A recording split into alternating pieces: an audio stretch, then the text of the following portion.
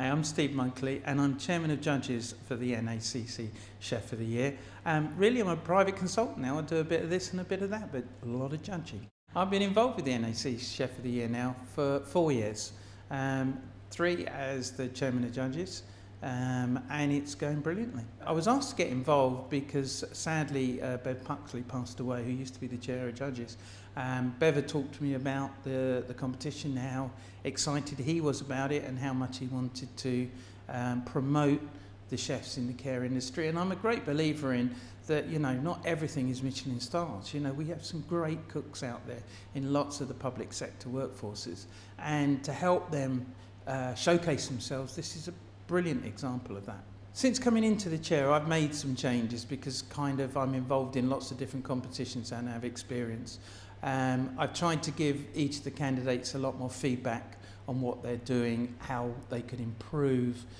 I've looked at the criteria, I've rejuggled it around a little bit, standardised some of it, and where we have experts in the nutritional side and the sustainability and wastage, I've let them actually judge that part of it, because trying to give a general chef the job of judging nutrition, really it's a little bit out of our depth. So let's let the specialists do that, and let's let the chefs look at the skill factor and the taste and quality of the food. What's particular, I think, for the NACC Chef of the Year, what the guys and girls that have been cooking for us show me the passion they have for looking after our elderly generation predominantly. Yes, there are some younger people in some of the homes, but generally it's looking at the old, and how they feel so associated with them, and how they will go out of their way to cook food that these guys really want to eat, rather than telling them what they want to eat, and that's the passion that comes through. When they come to the competition, they're able to do that, fancy bit here, cooking slightly differently to they normally would. But they always talk to me about what they've done for their guests at the care homes. And that's the lovely thing about it. They know their guests intimately, and they know what, the highlight for most residents in the care homes is the meal periods, and these guys really know that.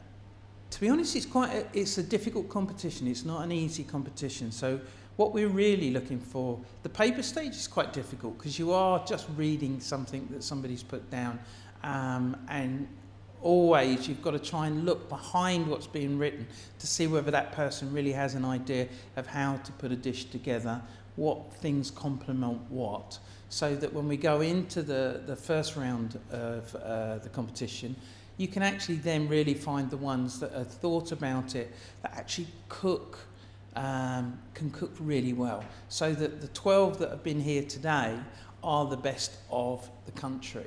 And then what we're really looking for is to see how people use ingredients, how they understand how to use them ingredients, and how they cook the ingredients, their working methods, their tastes and flavours, and ultimately, throughout the process, we're giving them feedback. The ladies that look at, Sophie and Alison, that look after the nutritional side, sit down after the first round and tell them all where they can enhance the nutritional side of their dishes for their guests, to actually try and improve their dishes. And I'm amazed this year, but literally all 11 of them have taken on board what the ladies have told them and enhanced their dishes. So now, nutritionally, for the care homes they're in, they've improved them dishes to actually assist in the well-being of their residents. The lovely thing for me is that, having been chair of judges now for 3 years, the standard has improved each year. And that's what I wanted to see, because the process has encouraged more and more of the care chefs to get involved, and that lifts the standard, because you get people that haven't necessarily entered it before, or entered it years ago and thought, I can't be bothered anymore, and now enthused again to come back. So yes, the standard has been raised this year, and it has, from the semi-finals to the finals, they've gone away, they've taken on board the criticism, and they've actually come back, and we've had 11 excellent chefs today working. So, top tips for chefs entering really any competition is take the time to sit back and think about your entry. Make sure that you're meeting the criteria. that you read it again, you get somebody else to read it, and then you agree on whether you understand what has been asking of you. Then go away and actually test the dishes out on people. Let people eat it and take their feedback. Once you've got your 2 dishes, as in this, we're a main and a dessert, then cook them together and ask somebody to eat them together. A lot of people do dishes independently and they never do them as a menu. Well, that's not the way people would eat. They'd always have their main course followed by their dessert. If you do a pastry in the main course and you do a pastry in the dessert, you're kind of not, you're defeating the object a little bit. So always make sure that people taste your food and give you feedback. We are very much on sustainability in this competition, and Marcus, who is the guru, he's like a ferret. He goes around all the cupboards and the fridges. They have to have a waste bin. He really is on top of making sure that they're not overproducing. He gets very upset when they throw things away. So we're trying to encourage them to make sure they think like that. They bring just what they need for the competition and they don't actually overproduce. Because I'm sorry to say, it's going to go in the bin. There's nobody here to eat it.